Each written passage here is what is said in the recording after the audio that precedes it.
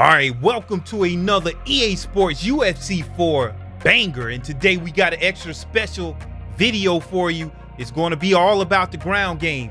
Not all the time you're going to be able to outstrike your opponent, so this gives you another alternative method still to win the game. It's an MMA game, so you're going to have to test your opponent not only just on the stand-up, but in the clinch, against the cage, on the ground, in submissions.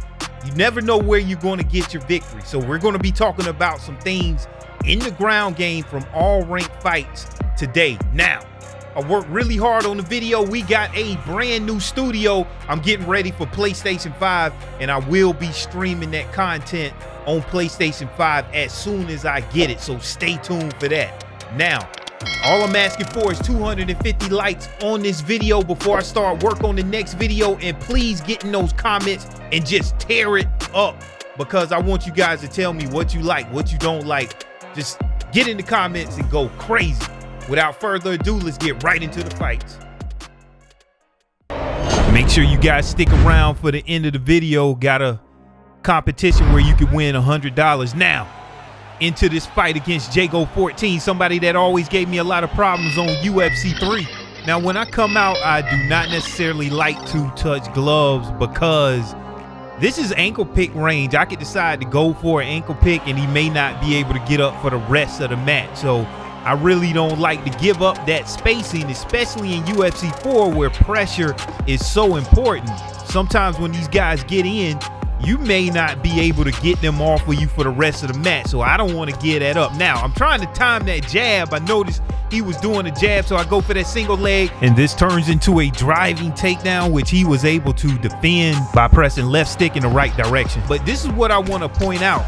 Anytime that you shoot for a takedown and it's not successful, a lot of times you got to be careful because you can lose a lot of short-term stamina. Look at my long-term stamina and my body health.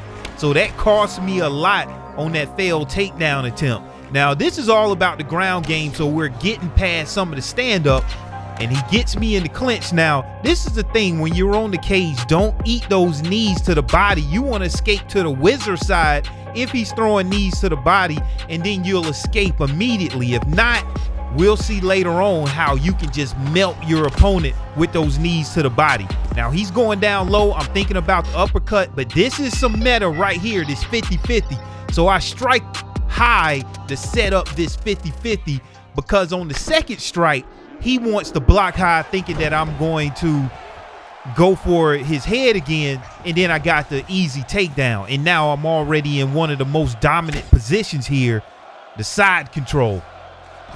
And then one of the more dominant positions, the crucifix.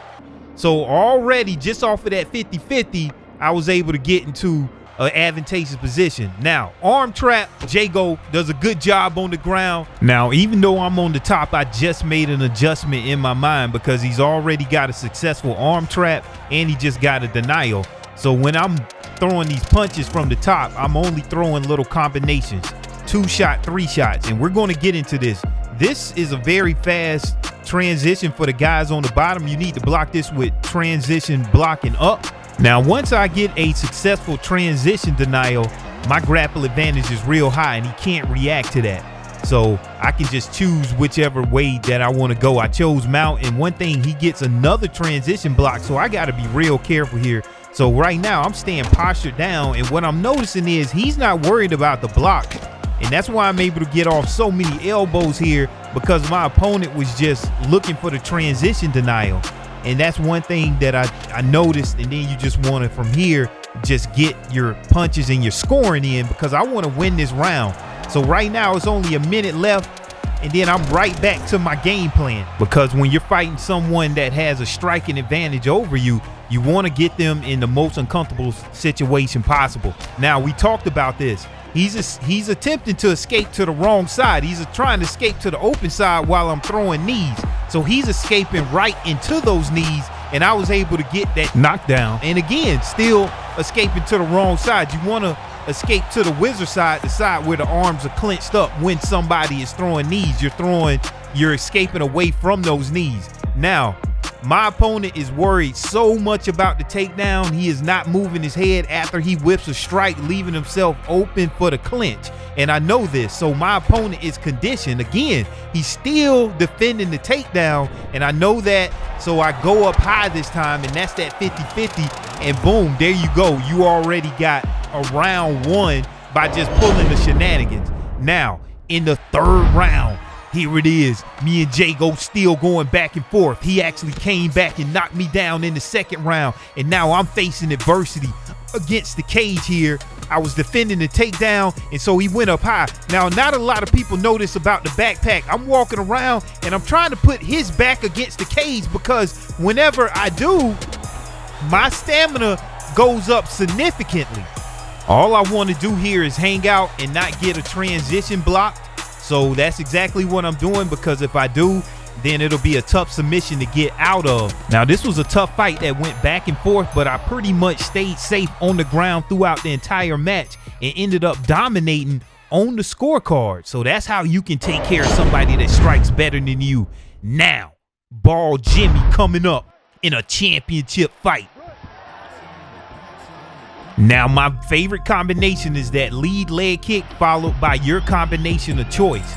Now, what you see us doing is going back and forth, playing footsies, establishing that position, and all I'm doing is inching closer and closer to that cage, because if you notice, the grapple advantage is high when they're in that danger zone, and that's exactly what I'm looking for. I'm looking for my opportunity to strike and strike effectively with that takedown. So again, here's that 50-50 that we talked about, effective again at getting my opponent to the ground. And look at their stamina damage already in danger because I got a transition denial off of that takedown attempt. Now, this is one thing that we started to talk about. I like for my opponent to show their cards first whenever I posture up, and then I throw the opposite strike from there. So I'll wait and look at to see what my opponent shows, and then I'll try to throw something different. Here, luckily, I was throwing a hook and he put his guard down, but you want to evaluate what they're throwing,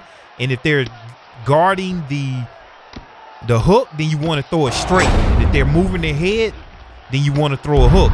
Now, here's a tricky one. This is a transition block left, and you can lose a match off of this.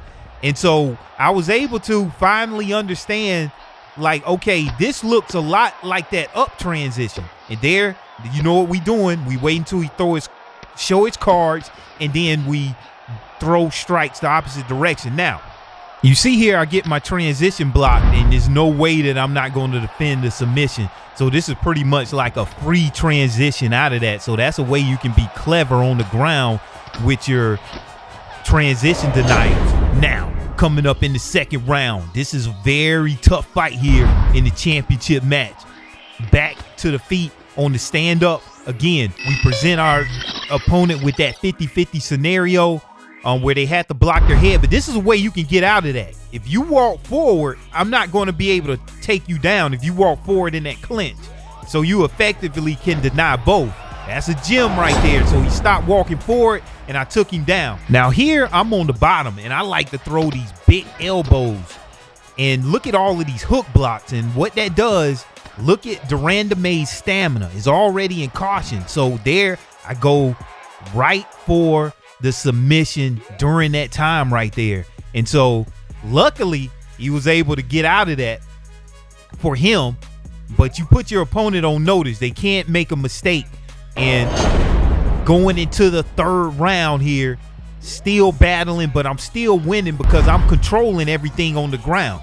All right, and there's my favorite combination that I like to start out with. Now, this is what happens when I'm in the clinch. I was able to block both of those.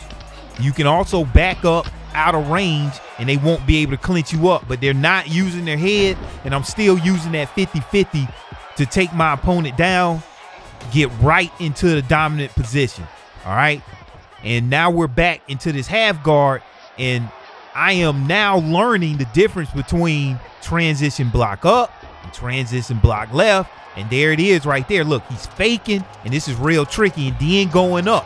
So you really got to be able to look at this stuff real time and make a very fast split decision. And that's where that 1 millisecond monitor may come in play. PS4 Pro with no lag because you're wired. Okay, now I'm not throwing a lot of combinations. I want to look to see how my opponent is going to block and then throw the opposite thing. All right, and look how tricky those are. Fake transition again to the submission and then try to get up out of that. So once I was able to key in on those two animations, then this fight became a lot more easy for me to win but it's still tricky. Look at all of those transition blocks and look, he got it this time. All right, so the thing is still fast and you really gotta pay attention. Now look at those elbows. Notice I'm throwing the right hand because you never want to throw your left hand because that gives them a free transition out. Not a lot of people may know that, so I always throw the hand that is not holding the head. And again, there, got another transition block, go right for the submission, and I've ended a lot of matches just like this from the ground where people gas out and then you go for the submission. Now, 5th and final round. Been going back and forth, been trying to put out my very tough opponent. And now, since I've been doing all of the work on the ground, now you can start pouring on your heavy combinations. And that's exactly what I'm doing. Throwing a lot of straight uppercut straights, a very powerful combination, hitting with a huge right hand and trying to finish him off on the ground.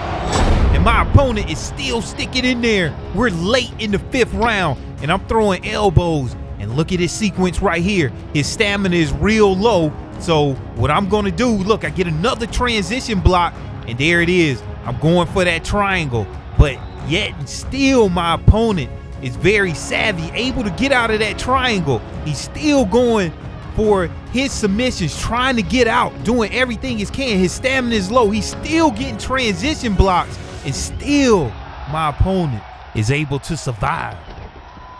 However, this match still ended off where I had most of the control, and still you dominate your opponent that actually is a better striker than you. So now I got something very special for you guys. We got the Boxer Cup at your chance at winning $100. All you have to do is sign up to the Discord and join this tournament. I'm putting the details together. Some people have already entered the tournament, some very high level people, and the Boxers Cup, $100 up for grab. Go to IMUHBOXER Gaming Discord and enter your chances to win $100. I'm commentating the whole thing, so it's gonna be special. So don't forget to comment, like, and subscribe. Get in those comments and go crazy. Every subscription helps and every like. So please help me out right now. I'm in a slump, so I need you guys' support. But nonetheless, we're going to have some very special next-gen content for UFC coming up next week. And also, we got some big UFC 4 news coming up next week. So you guys stay tuned. See you in the next video. Peace.